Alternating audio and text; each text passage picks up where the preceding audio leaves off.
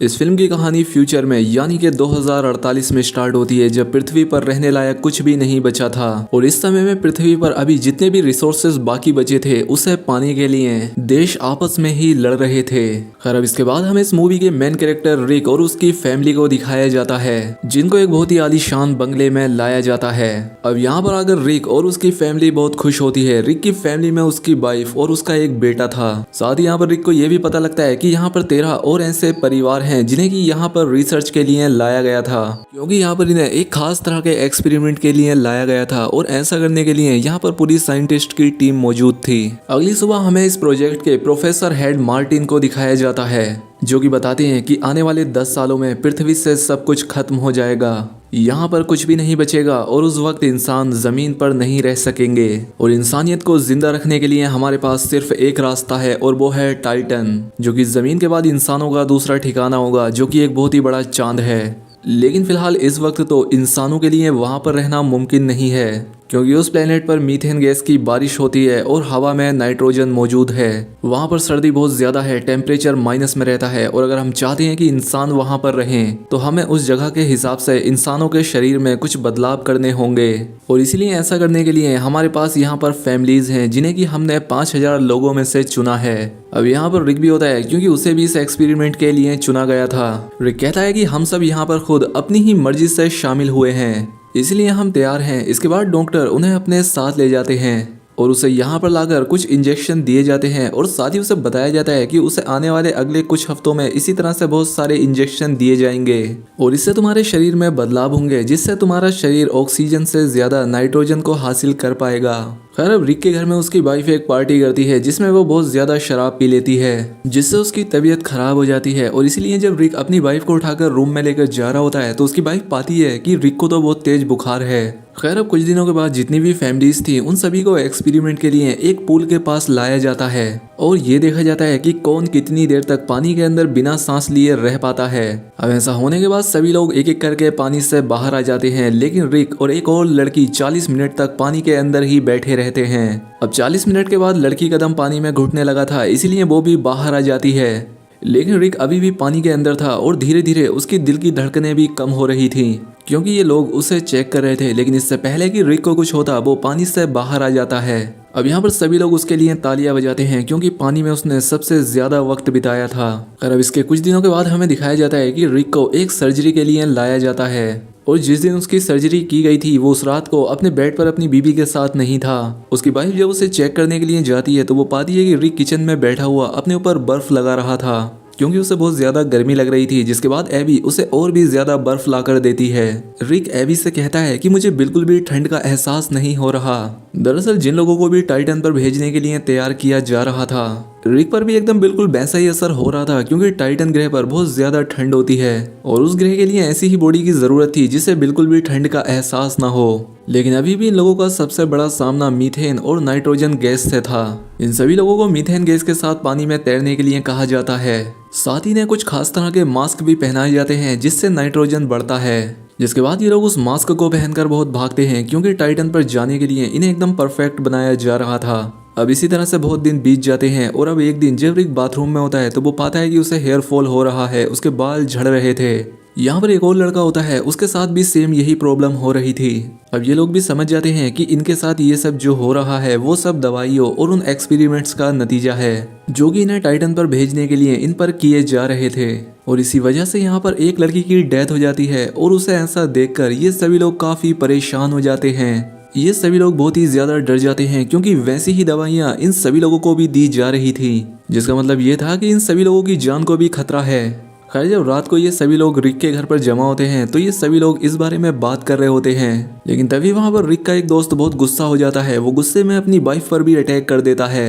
दरअसल जब से उसके साथ ये एक्सपेरिमेंट्स किए जा रहे थे तब से उसके साथ ऐसा होने लगा था और ये देखकर ये सब के सब परेशान हो जाते हैं। खैर अब अगले दिन डॉक्टर रिक के घर आती है। वो बताती है कि जो लड़की कल मरी थी वो दरअसल बीमार थी। उसको पहले से ही एक खास तरह की बीमारी थी जिस वजह से उसकी डेथ हुई है, ना कि किसी एक्सपेरिमेंट्स की वजह से। लेकिन रिक को उन पर शक था कि कुछ तो गलत हो रहा है अब उसी रात रिक को भी वो मीटिंग होती है जिसमें उससे ब्लड आ रहा था, इसलिए उसकी वाइफ एबी उसका ब्लड सैंपल लेती है क्योंकि वो खुद भी एक डॉक्टर थी। खैर अब अगले दिन हमें फिर से रिक को दिखाया जाता है, वो पानी के अंदर होता है और अब उसकी स्किन भी उतरना शुरू हो गई थी। इस बात से वो बहुत ही ज्यादा डर जाता है और दूसरी तरफ एबी रिक के उस खून के सैंपल को लेकर अपनी लैब में जाती है।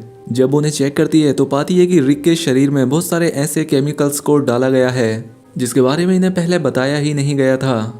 और अब इसीलिए रिक की वाइफ एबी इस प्रोजेक्ट के लीडर मार्टिन से बात करती है, लेकिन वो उसे इस बारे में कुछ भी नहीं बताते। खैर अब रिक की आंखों का ऑपरेशन किया जाता है ताकि वो अंधेरे में भी सब कुछ देख सके। खैर अब रिक जब अपने घर आता है तो उसकी आंखों से खून आने लगता है, इसीलिए उसे फिर से हॉस्पिटल में ले जाया जाता है। और यहाँ पर एबी एक बार फिर से प्रोफेसर से बात करने की कोशिश करती है, लेकिन वो उसकी किसी भी बात का जवाब दिए बिना ही यहाँ से चले जाते हैं। खैर अब एबी जब अपने घर जाती है तो वो देखती है कि जिस आदमी को उन एक्सपेरिमेंट्स की वजह से गुस्सा आने लगा था, अब उसे और भी ज्यादा गुस्सा आने लगा है। उसने अपनी वाइफ को भी मार दिया था जिस वजह से मिलिट्री के लोग उसे लेने के लिए आए थे। अब एबी को भी ये बात महसूस होने लगी थी कि उससे बहुत सारी बातें छिपाई गई हैं। अब इसके बाद एबी रिक का कार्ड लेती है और उस जगह पर जाती है जहाँ पर की सभी की फाइल्स को रखा गया था जिन पर की एक्सपेरिमेंट्स किए जा रहे थे। जब एबी यहाँ पर आकर चेक करती है कि जिस लड़की की मौत हुई थी, जिसके बारे में बताया गया था कि वो एक बीमारी से मरी है, उसकी मौत तो इन्हीं एक्सपेरिमेंट्स की वजह से हुई है। अब यहीं पर एबी प्रोफेसर को देखती है जिनकी नासा के लोगों के साथ बात हो रही थी। वो इन पर इल्जाम लगा रहे थे कि उन्होंने इंसानों पर ऐसे एक्सपेरिमेंट्स किए हैं जो कि एकदम गलत हैं और तुम्हें जल्द ही ये सब कुछ बंद करना होगा और इसके लिए तुम्हें सजा भी दी जाएगी क्योंकि इनके खिलाफ केस भी दर्ज हो चुका है। अब अगले दिन प्रोफेसर हेड रिक के घर जाता है। वो रिक और एबी को बताते हैं कि मैंने सारे एक्सपेरिमेंट इसीलिए किए थे ताकि मैं लोगों को टाइटन पर भेज सकूं, लेकिन मैं खुद भी नहीं जानता कि इसका अंजाम क्या होगा। सबके डीएनए अलग हैं और इसीलिए मैं नहीं जानता कि किस आदमी पर दवाओं का क्या असर होगा। लेकिन हाँ, रिक जरूर एक ऐसा इंसान है जिसका शरीर इन सब चीजों को बर्दाश्त कर सकता है और साथ ही तुम्हारे शरीर में अच्छी तरह से बदलाव भी हो रहे हैं। साथ ही वो कहते हैं जब ये सारे एक्सपेरिमेंट पूरे हो जाएंगे तो जिन पर भी ये एक्सपेरिमेंट किए गए हैं उनका शरीर टाइटन क्रीचर में बदल जाएगा जिन्हें की होमो टाइटन कहा जाएगा। लेकिन हम नहीं जानते कि कौन कैसा होगा क्योंकि सबका डीएनए अलग अलग है। ये बात सुनकर रिक और एबी बहुत ज्यादा परेशान हो जाते हैं, लेकिन अब रिक इस सब में बहुत आगे आ चुका था, इसीलिए उसकी आंखों की एक और सर्जरी की जाती है जिससे अब वो अंधेरे में भी सब कुछ देख सकता था और साथ ही पानी के अंदर बैठकर भी सब कुछ महसूस कर सकता था। लेकिन साथ ही जिन बाकी लोगों पर एक्सपेरिमेंट्स किए गए थे उन सभी की जान चली जाती है, सिर्फ रिक और वो लड़की ही सरवाइव कर पाते हैं। अब कुछ दिन के बाद जब रिक की वाइफ एबी रिक को लैब में देखने के लिए आती है तो वो उसे देखकर बहुत हैरान हो जाती है क्योंकि अब रिक पूरी तरह से बदल गया था। उसके सर पर कोई भी बाल नहीं था और ना ही उसके कान थे। जब रिक अपनी वाइफ और अपने बेटे को देखता है तो वो उन्हें पहचान लेता है, लेकिन अब वो उनसे बात नहीं कर सकता था क्योंकि जब उसके शरीर में बदलाव हुए थे तो अब इसीलिए वो बहुत ही लो फ्रीक्वेंसी यानी कि बहुत कम आवाज में बोल सकता था, जो आवाज आम इंसान नहीं सुन सकते थे। खैर अब इसके बाद रिक को घर भेज दिया जाता है। अब रात में रिक के पास उसकी वही दोस्त आती है जिसके हाथ पर खून लगा हुआ था क्योंकि उसने गुस्से में आकर अपने हस्बैंड को मार दिया था। जब मिलिट्री को ये बात पता चलती है तो वो रिक और उसकी दोस्त को लेने के लिए आ जाते हैं क्योंकि अब ये लोगों के लिए खतरा थे, इसीलिए मिलिट्री रिक की दोस्त को मार देती है। लेकिन रिक अब काफी ताकतवर बन चुका था, इसीलिए वो इन सभी लोगों को मार देता है और यहाँ से भाग जाता है। रिक के पीछे उसकी वाइफ भी जाती है। रिक अभी भी अपनी वाइफ से बहुत प्यार करता था। जब वो एबी का हाथ पकड़ता है तो वो उसके दिमाग को पढ़ने लगता है, जो कि उसकी एक नई पावर थी क्योंकि अब वो किसी के भी दिमाग को पढ़ सकता था। और तभी यहाँ पर मिलिट्री का हेलीकॉप्टर आता है क्योंकि रिक ने एबी के कहने पर खुद को मिलिट्री के हवाले कर दिया था। उसे दोबारा से लैब में लाया जाता है जहाँ पर प्रोफेसर एबी से कहता है कि तुम्हें रिक को एक इंजेक्शन लगाना होगा जिसे लगाते ही रिक अपनी पुरानी जिंदगी के बारे में भूल जाएगा और रिक के लिए यही अच्छा होगा क्योंकि अब हम रिक को टाइटन पर भेजने वाले हैं। और अब इसीलिए एबी ना चाहते हुए भी रिक के पास जाकर उसे वो इंजेक्शन लगा देती है। हालांकि रिक उसे मना कर रहा था क्योंकि वो अपनी पुरानी यादों को भूलना नहीं चाहता था। अब एबी ऐसा करते ही अपनी दोस्त को लेकर वहां से अपने बेटे के पास चली जाती है। अब इनके जाने के बाद रिक वहां पर सभी सोल्जर्स पर अटैक कर देता है और वो उन्हें मारकर वापस अपने घर आ जाता है क्योंकि दरअसल एबी ने उसके शरीर में इंजेक्शन को लगाया ही नहीं था ताकि उसको टाइटन पर ना भेजा जाए, इसलिए वो वापस अपने घर आता है। तो वो अपनी वाइफ और अपने बेटे से मिलकर बहुत खुश होता है। लेकिन तभी यहाँ पर बहुत सारे मिलिट्री के लोग आ जाते हैं और उनके साथ प्रोफेसर भी थे। वो कहते हैं कि रिक को हमारे साथ जाना ही होगा क्योंकि हम उसे टाइटन पर भेजना चाहते हैं क्योंकि अब ये कभी भी इंसान नहीं बन सकता और ना ही अब ये जमीन पर रह सकता है और अगर अब तुम इसे जिंदा देखना ही चाहती हो तो इसे टाइटन पर जाना ही होगा। अब रिक की जान बचाने के लिए एबी को भी ये बात समझ आ जाती है। वो रिक से कहती है कि तुम्हारे जाने का वक्त आ गया है, तुम मेरे और अपने बच्चे के लिए जिंदा रहो, तुम टाइटन पर चले जाओ। और अब इसीलिए रिक को टाइटन पर भेज दिया जाता है।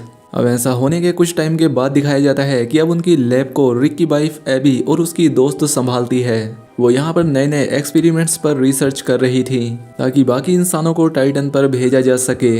अब एक दिन एबी का बेटा बाहर खेल रहा होता है तो वो अपनी माँ को बुलाकर कहता है कि देखो ना मोम, आसमान कितना साफ है, कितना अच्छा मौसम है। तभी हम दूर टाइटन को देखते हैं जहाँ पर कि रिक अकेला होता है। वो यहाँ पर अकेला खड़ा होता है और फिर वो एक झील की तरफ जंप लगाता है और उड़ने लगता है। यानी कि अब वो इस दुनिया में रहने के लिए पूरी तरह से परफेक्ट बन चुका था। उसे यहाँ का माहौल पसंद आने लगा था, उसे यहाँ सब कुछ अच्छा लग रहा था। वो अब यहाँ पर बाकी के इंसानों के आने का इंतजार करता है। और अब इसी के साथ ये फिल्म यहाँ पर खत्म हो जाती है। तो दोस्तों उम्मीद करता हूँ कि आपको वीडियो पसंद आई होगी। अगर वीडियो अच्छी लगी हो तो वीडियो को लाइक और कॉमेंट करके जरूर बताएं। साथ ही चैनल पर पहली बार आए तो चैनल को सब्सक्राइब भी कर लें। मिलते हैं हमारी अगली वीडियो में।